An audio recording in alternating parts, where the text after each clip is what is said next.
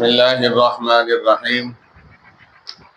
سامعین محترم، آپ کے سامنے آج بخل کے بارے میں چند باتیں عرض کرنی ہیں۔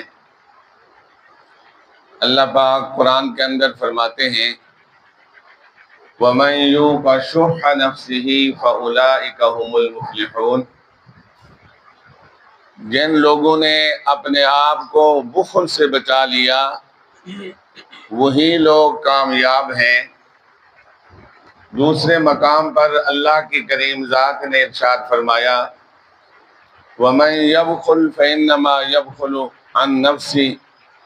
جو بخل کرتا ہے وہ کسی کا نقصان نہیں کرتا، اپنے آپ کا ہی نقصان کرتا ہے۔ تیسرے مقام پر اللہ کی کریم ذات نے ارشاد فرمایا کہ الذین یبخلون ویأمرون الناس بالبخل۔ جو لوگ بخل کرتے ہیں اور لوگوں کو اس بات کی تلقین بھی کرتے ہیں اور جو اللہ نے ان پر فضل کیا ہے اس کو وہ چھپاتے ہیں۔ وَأَعْتَدْنَا لِلْكَافِرِينَ عَذَابًا مُهِينًا۔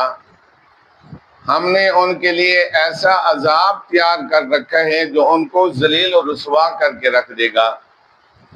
چوتھے مقام پر اللہ کی کریم ذات نے فرمایا وَلَا يَحْسَبَنَّ الَّذِينَ يَبْخَلُونَ بِمَا آتَاهُمُ اللَّهُ مِنْ فَضْلِهِ۔ وہ لوگ یہ گمان نہ کریں جو ہم نے ان کو دیا ہے وہ ان کے لیے بہتر ہے، بل هو شر لهم، بلکہ وہ ان کے لیے برا ہے۔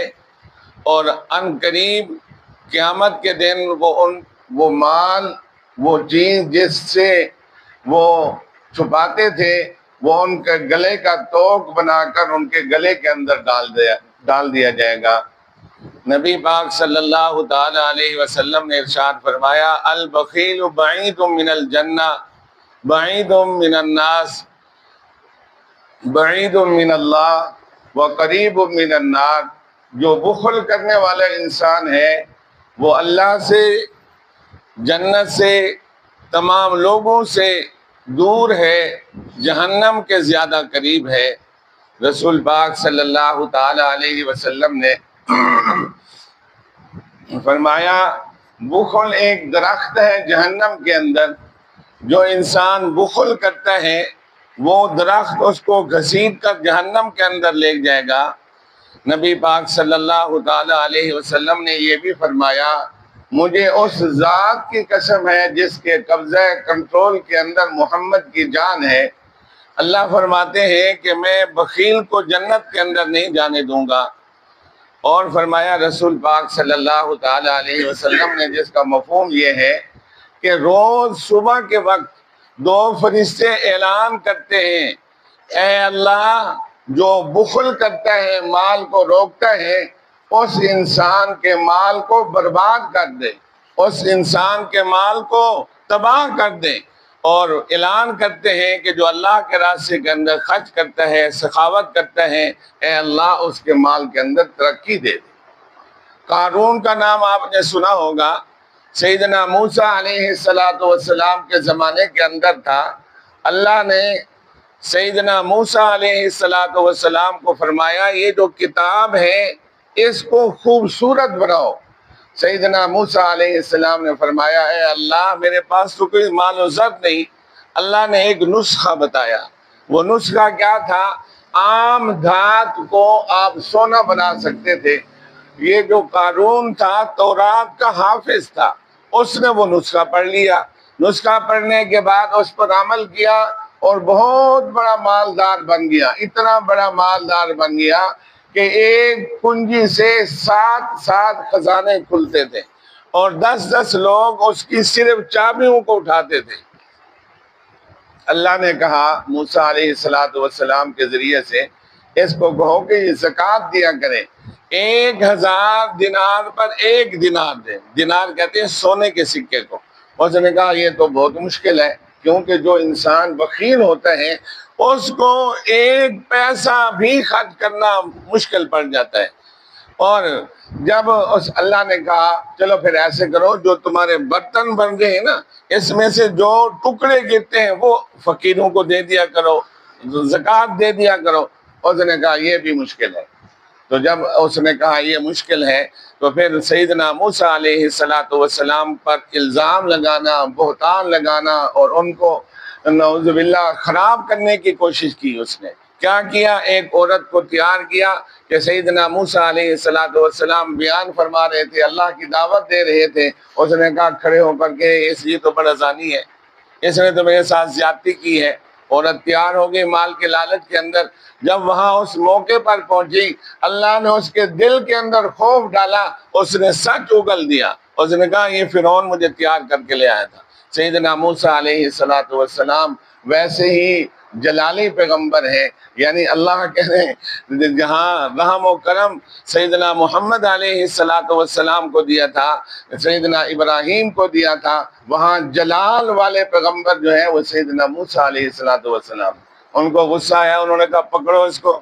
اللہ نے جبریل امین کو بھیجا کہ اللہ نے کہا کہ زمین آپ کے کنٹرول کے اندر دے دی گئی ہے، جو آپ اس کو حکم کریں گے وہ مانے گی۔ اللہ نے جبریل علیہ سیدنا موسیٰ علیہ السلام نے اپنا عصا کوڑا زمین پر مارا اور زمین ابلنا شروع ہو گئی، اور اس کے بعد قارون کو اس نے کہا، اللہ موسیٰ علیہ السلام نے کہا اس کو پکڑو۔ اس نے زانوں تک گھٹنوں تک پکڑ لیا، وہ چیختا پکارتا رہا، پھر سیدنا گردن تک آ گیا۔ موسیٰ وہ قارون کہنے لگا موسیٰ مجھے اب پتہ چلا ہے کہ تو میرا مال بس کیا کرنا چاہتا ہے، لینا چاہتا ہے، تو نے یہ سارا کچھ اس لیے کر رہا ہے۔ سیدنا موسیٰ علیہ السلام نے جبریل امین کے واسطے سے وہ سارا مال اٹھوایا، اس کے سر پر رکھ دیا، وہ آج تک زمین کے اندر دھنستا جا رہا ہے۔ سیدنا عائشہ صدیقہ رضی اللہ تعالیٰ عنہ کے پاس ایک عورت ہے، اس نے کہا کہ مجھے کچھ دے دو، تو سیدنا عائشہ صدیقہ رضی اللہ تعالیٰ عنہ نے جب دیا تو اس نے بجائے سیدھے ہاتھ کے لینے کے الٹے ہاتھ سے لیا۔ سیدنا عائشہ صدیقہ رضی اللہ تعالیٰ عنہ نے پوچھا اللہ کی بندی تیرے سیدھے ہاتھ کو کیا ہوا؟ اس نے کہا کہ میرا جو باپ تھا بڑا سخی تھا، میری ماں جو تھی بڑی بخیل تھی، اور وہ کوئی چیز خرچ کرنے کے لیے تیار نہیں ہوتی تھی۔ ایک رات میں سوئی ہوئی ہوں، خواب کے اندر دیکھا کہ قیامت برپا ہو گئی ہے، اور میری ماں کی یہ حالت ہے کہ وہ پیاس کی وجہ سے چیخیں مار رہی ہے، اور میرا جو والد تھا وہ جو ہے پانی تقسیم کر رہا ہے۔ مجھے رحم آ گیا اپنی ماں پر کہ اس بیچاری کے ساتھ کیا حال ہو رہا ہے۔ میں نے اپنے ابا سے ایک گلاس پانی لیا اور اس کو دیا۔ جب میں نے اس کو پانی دیا تو آواز آئی کہ جس نے اس کو پانی دیا ہے اس کا ہاتھ شل ہو جائے، اس کا ہاتھ خشک ہو جائے۔ جب میں اٹھی تو صبح میرے دائیں ہاتھ کا یہ حال۔ ایک آدمی رسول پاک صلی اللہ تعالیٰ علیہ وسلم کے زمانے کے اندر کعبۃ اللہ کی دیوار کو پکڑ کر معافیاں مانگ رہا تھا، اللہ میرا گناہ معاف کر دے۔ اللہ کے رسول نے پوچھا تو نے کون سا ایسا گناہ کر لیا ہے کہ اللہ کا گھر تو ویسے ہی معافی کے لیے ہے، اللہ تو ویسے ہی معاف کرنے والے ہیں۔ اس نے کہا نہ پوچھو، میرا گناہ جو ہے بہت بڑا ہے۔ اللہ کے رسول نے کہا عرش سے بھی بڑا ہے، کرسی سے بھی بڑا ہے؟ اس نے کہا میرا گناہ اس سے بھی بڑا ہے۔ پھر کہا کہ کیا اللہ سے بھی بڑا ہے؟ اس نے کہا اللہ سے میرا گناہ بڑا نہیں ہے۔ اور اللہ کے رسول نے پوچھا گناہ تو نے کیا کیا ہے؟ اس نے کہا میرے پاس بہت زیادہ مال ہے، جب کوئی انسان مجھ سے مانگتا ہے نا میرے جسم کے اندر آگ لگ جاتی ہے۔ اللہ کے رسول نے کہا دفع ہو جا، دور ہو جا، کہیں تیرے عذاب سے یہ جو ہے یہاں اللہ کا عذاب ہی نہ آ جائے۔ تو اس لیے اللہ پاک نے کہا وَمَن يُوقَ شُحَّ نَفْسِهِ، کہ جو یوں کا شوہ کس کو کہتے ہیں؟ اپنی ذات پر بھی خرچ نہیں کرتا، وہ مال کو دیکھتا رہتا ہے۔ تو اللہ کے رسول صلی اللہ تعالیٰ علیہ وسلم نے سخاوت کی فضیلت بیان کی ہے۔ ہم جب پڑھا کرتے تھے نا ہمیں اساتذہ اکرام کہا کرتے تھے یار جو تمہیں خرچے کے روپے 2 روپے ملتے ہیں وہ اللہ کے راستے میں خرچ کیا کرو۔ اس لیے عزیز دوستو ایک تو یہ پیغام ہے کہ یہ جو مانگنے والے آتے ہیں آپ ان کو جھاڑیں نہیں، اور جو یہ مانگنے والے آتے ہیں اگر آپ کے پاس ہے تو دے دو، نہیں ہے تو خاموشی اختیار کر لو، اور اپنے وسعت سے زیادہ خرچ کرو۔ جتنا زیادہ خرچ کرو گے اللہ کے ہاں مقبول بندے بنتے جاؤ گے۔ آخری بات یحییٰ علیہ السلام نے شیطان سے پوچھا، کیونکہ یہ جو انبیاء علیہ السلام تھے ان کی ملاقاتیں ہو جایا کرتی تھی۔ شیطان سے پوچھا تیرا یار کون ہے؟ سیدنا یحییٰ علیہ السلام اس نے کہا میرا یار وہ ہے عبادت گزار ہو اور بخیل ہو۔ تیرا دشمن کون ہے؟ کہا کہ وہ بے شک جو ہے کیا ہو، سخی ہو اور فاسق ہو، وہ میرا دشمن ہے۔ تو اس لیے جو دوستی کس کے ساتھ کرنی ہے؟ اللہ کے ساتھ کرنی ہے۔ اللہ کہتے ہیں اللہ ولی الذین آمنوا، جو ایمان والے ہیں وہ میرے دوست ہیں۔ اللہ سے دعا ہے کہ رب کریم مجھے اور آپ کو سخاوت کرنے کی، اللہ کے راستے کے اندر زیادہ سے زیادہ خرچ کرنے کی توفیق نصیب فرمائے۔ وآخر دعوانا ان الحمدللہ رب العالمین۔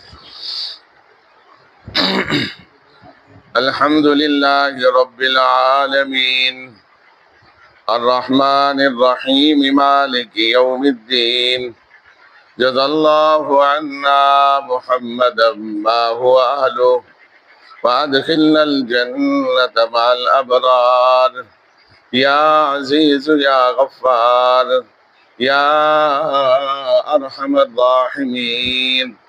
اے اللہ ہمیں بخل سے حفاظت فرما، سستی سے ہماری حفاظت فرما، اے اللہ قرض سے ہماری حفاظت فرما، تمام پریشانیوں کو دور فرما، تمام مشکلات کو آسان فرما، بیماروں کو شفا کاملہ نصیب فرما۔ اے اللہ جو لوگ اس دنیا سے جا چکے ہیں تمام کی بخشش فرما۔ اے اللہ ہماری اولاد کو ہمارا فرما بردار بنا، اے اللہ ہمیں اپنا فرما بردار بنا۔ پیارے محبوب علیہ السلام کی سنتوں پر چلنے کی توفیق نصیب فرما۔ اے اللہ یہ ٹوٹی پھوٹی عبادات ہیں، ان کو قبول و منظور فرما۔ اپنے گھر کے اندر بار بار آنے کی توفیق نصیب فرما۔ اپنے حکم ختم نبوت والے کی فراست ہمیں نصیب فرما۔ اپنی رضا کو ہمارے اوپر کھول دے، اپنے احکامات کی ہمیں سمجھ و بوجھ نصیب فرما دے۔ اے اللہ جو آپ چاہتے ہیں وہ ہمیں کرنے کی توفیق نصیب فرما دے۔ اے اللہ پیارے محبوب علیہ السلام کی سفارش نصیب فرمانا، ان کے ہاتھ سے حوض کوثر کا پانی نصیب فرمانا، صحابہ کرام کی محبت نصیب فرما، دین و اسلام کی محبت نصیب فرما، ہمارے ملک پاکستان کی حفاظت فرما۔ واعف عنا واغفر لنا وارحمنا انت مولانا فانصرنا على القوم الفاسقين فانصرنا على القوم الظالمين فانصرنا على القوم الكافرين فانصرنا على القوم المرتدين واعف عنا واغفر لنا وارحمنا أنت مولانا فانصرنا على القوم الكافرين اللهم إنا نسألك العفو والعافية والمعافاة في الدنيا والآخرة اللهم إنك عفو كريم تحب العفو فاعف عنا يا غفور فاعف عنا يا غفور اللهم إنا نجعلك في نحورهم ونعوذ بك من شرورهم